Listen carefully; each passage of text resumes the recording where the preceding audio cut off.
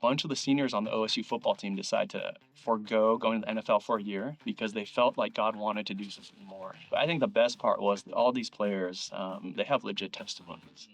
And they have a heart to preach the gospel. It felt a little bit like being in Acts 2 when, like, revival is coming onto campus.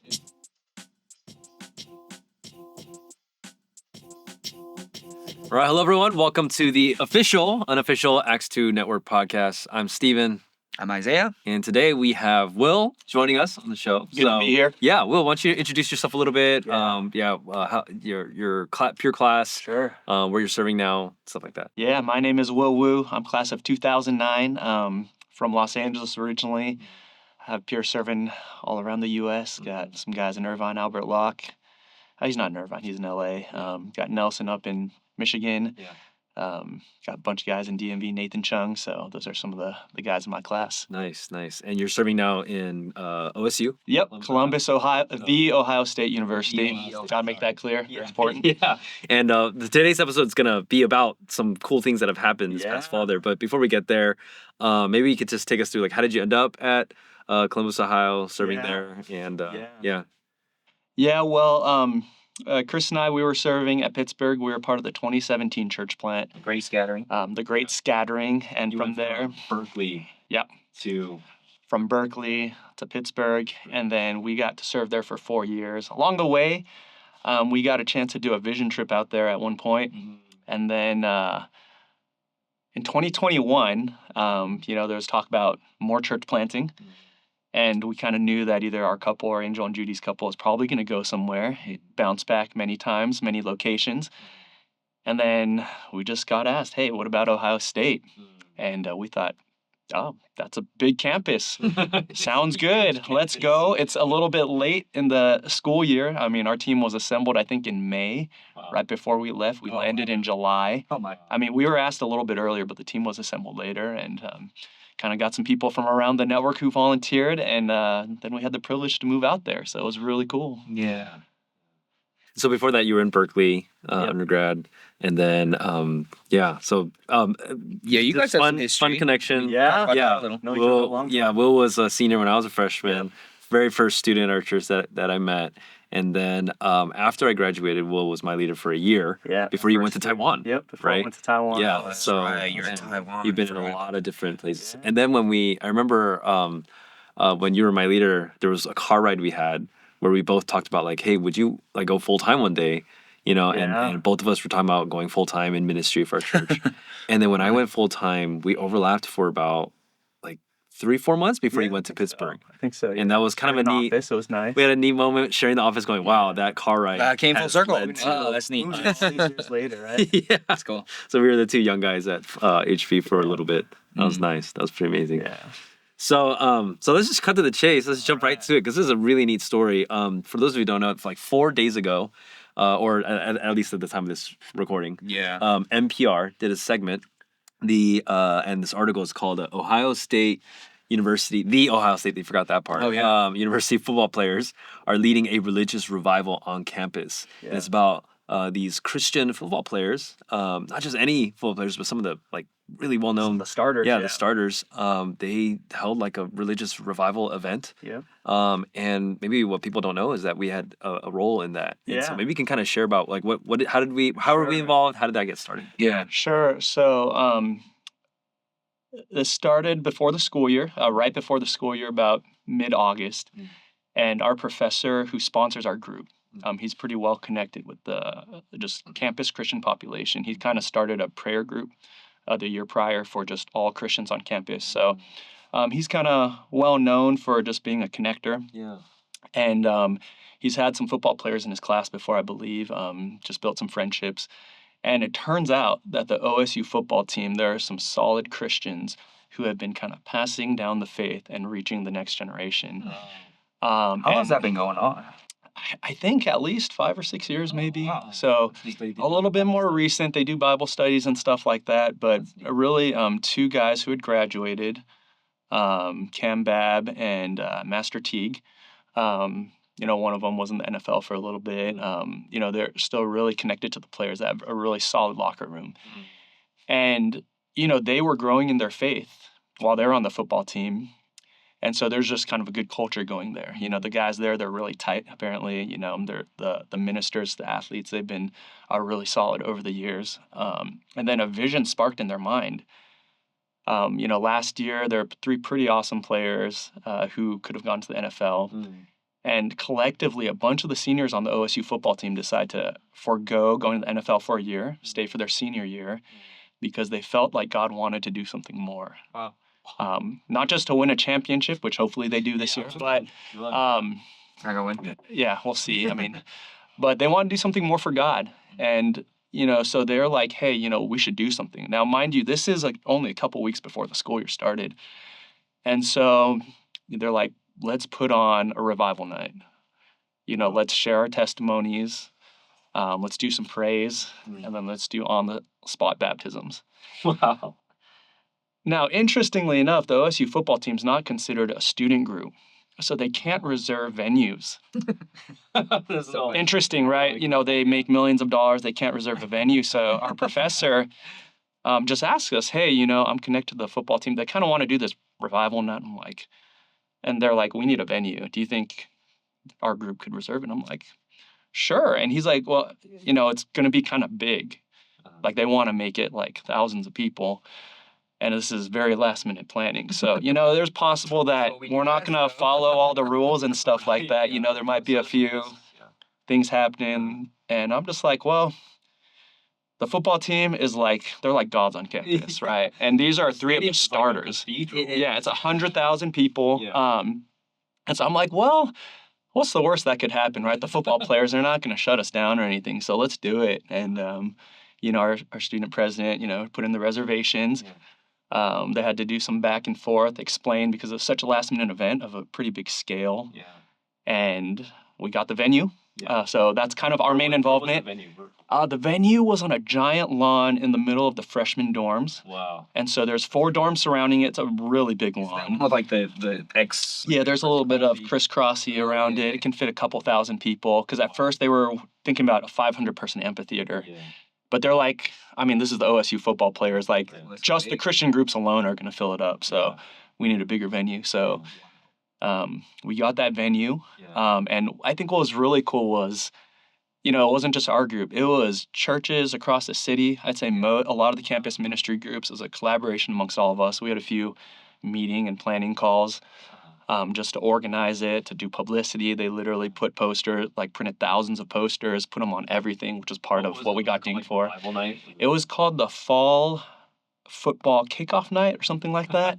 And you have some of the players, all buff. They're praying, praying to God. So clearly very a spiritual event. Very spiritual. It was very clear it was going to be a spiritual event. Yeah. Wow. Wow. And so, night comes.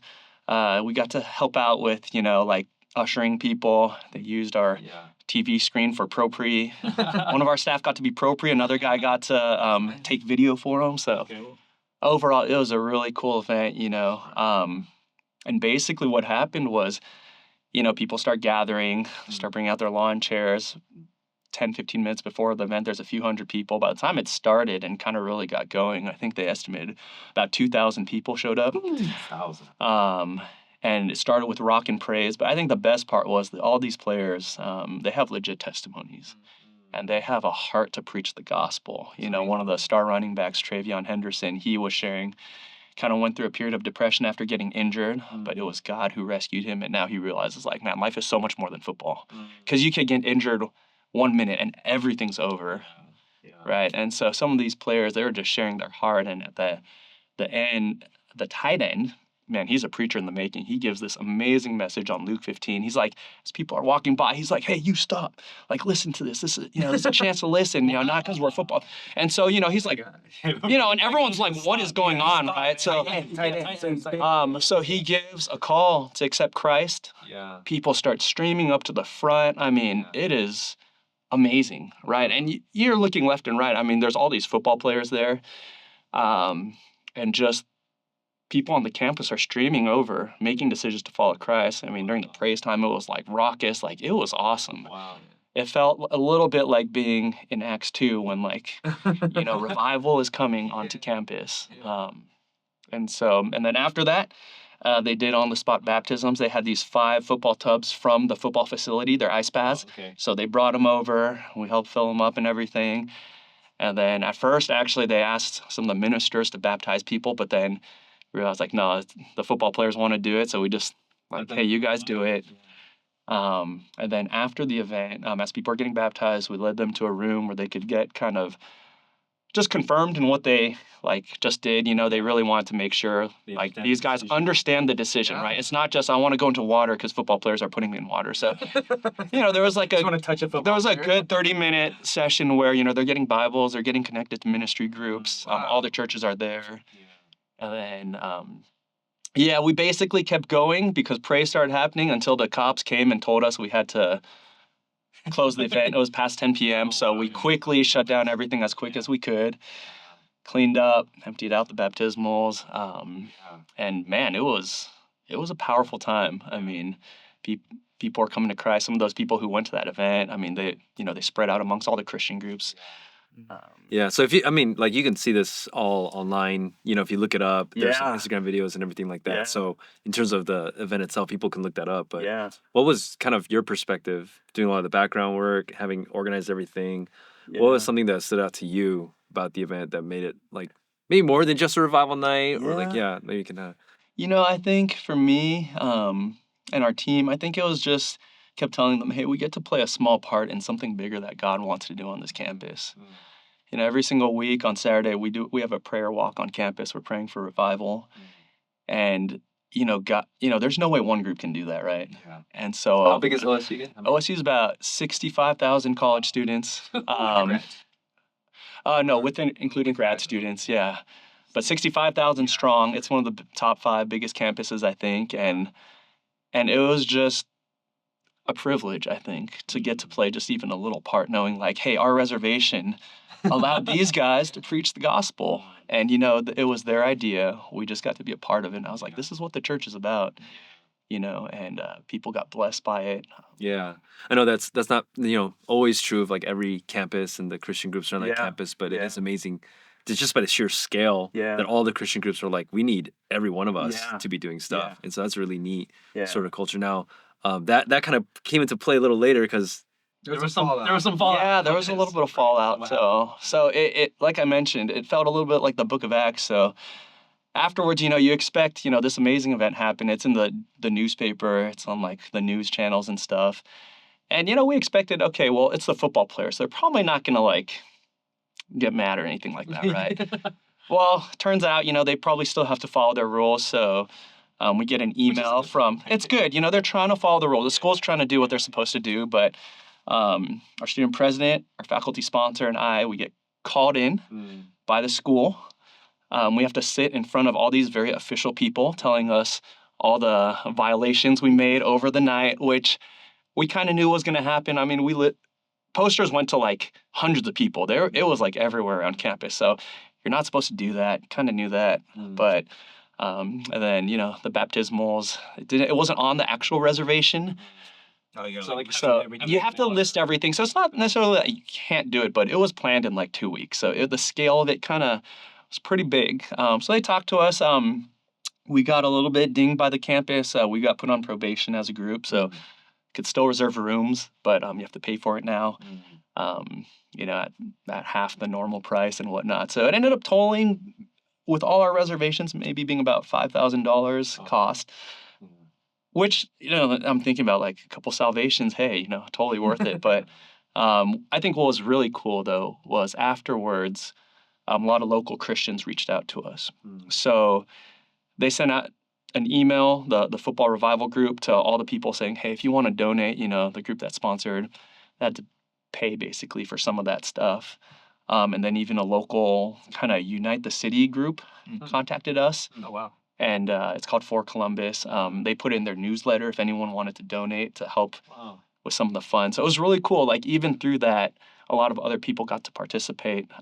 But at first, it really felt like, you know, the Sanhedrin are calling you in and questioning you because in the back of my mind, I'm like, oh, does this mean we're not going to have reservations for the rest of the year? Like we could get kicked off. But then even other groups are saying like, hey, you know, we can reserve rooms for you if you need. Like we know that you took the bullet. So it just felt like it brought a lot of people together, and God was using that to bring people together in a lot of cool ways. Yeah, and all things considered, having to pay for reservations, Not not the the worst world. thing. Yeah, Yeah, I mean, not the worst thing. I'm like, other campus groups are paying for their reservations. Like, hey, that's not so bad. Wow. So, like, what has happened since on campus? Has the vibe changed, or like, are there more revival nights? We're gonna do this again? Yeah. So, there's really positive just overall. You just talk to people. Almost everyone on campus had heard of it. Okay. I mean, it was in the newspaper, it was in the local news. Yeah. So overall, people just had a really good impression. I think just talking to other campus ministers, they've all mentioned like people have just been coming to all of our groups because they heard of it. Parents have been telling their kids, "Hey, go to that." It seems like the football players, from my understanding, I talked to a couple of them. They said they want to try something even bigger next semester where they can plan a little more for it. Yeah. Okay. So we'll see what happens. Yeah. I do think that they're talking about renting out like the basketball auditorium or whatever that can fit like tens of thousands. Oh my God. Who knows what'll happen? I think they're busy getting ready for the playoffs, but Right now. maybe after the playoffs they'll have a little time to settle down and figure out. So I think they want to do something more before they graduate, and they just want to like highlight God. I mean, the whole night was about God, and because they're football players, people come, but they were really trying to just share the gospel and preach. Yeah, as you shared that, two things stand out to me. One, it's so cool that like the most talked about event on campus is a Christian event. Yeah. That not that we had that in Philly, but I remember during our welcome week, just a lot of the Christian groups doing really cool events, and people just going like, "Why is it like Christian group weekend and stuff like that? Like what the heck's going on?" So it's just really neat when you see that happen.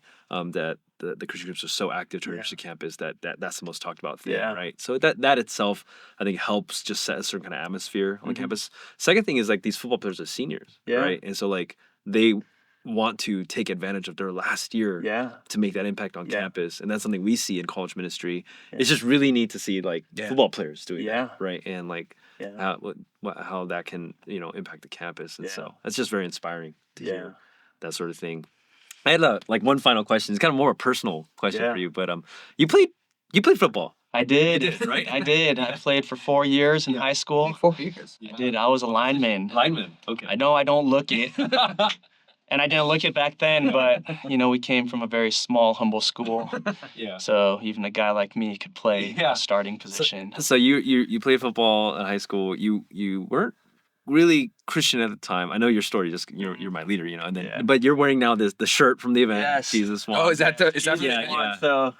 So what would high school non-Christian football gamer woo like see, like what would he think seeing you wearing this shirt and having done this thing? He would be mind blown about how God can transform people. And be like, wow, like who knew? Like, I mean, part of the reason I was so excited to just say yes immediately was because I love football. So I'm like, football, yes. So, Tell us I think, a little bit of your story, just like, reflecting on that. yeah, I think my story is just one of being able to step into places that God had already kind of created. Like I grew up in church, wasn't a personal faith. I mean, when I stepped into our church back in 2005, I was always looking for something more. Like if this thing is true, I really want to know, and if it's true, I want to go for it. And when I got to our church, I found a compelling picture of people really wanting to share their faith, living out the Acts2 church. Fell in love with it and been around ever since. And that's why I stuck around with our church. That's why I wanted to go out and keep reaching out to college students. But it was seeing both college students and young adults live out their faith that really compelled me. And I think it's still one of the most compelling pictures. Yeah. Yeah. And I'm thankful you did that because then I met you and now I'm here too. And everything. Yeah, it's So amazing how God works. yeah. Well, good luck with the playoffs. Yes. I know I can't root for you guys because there's like other people at our network and be like, no, what the heck? Like there's little rivalries going on. This podcast does not endorse any official NFL team. Yeah. Good luck, and man, we're looking forward to hearing more of hopefully more revival nights, more just impact on that campus. And Yeah. Hopefully other campuses too. Who knows? I've heard that inspire other teams. other teams have been talking about it. So yeah. Praise the Lord. Awesome. All right. Well, thank you. Like, subscribe. Thanks for tuning in, and hope you can tune into our next episode. See you around.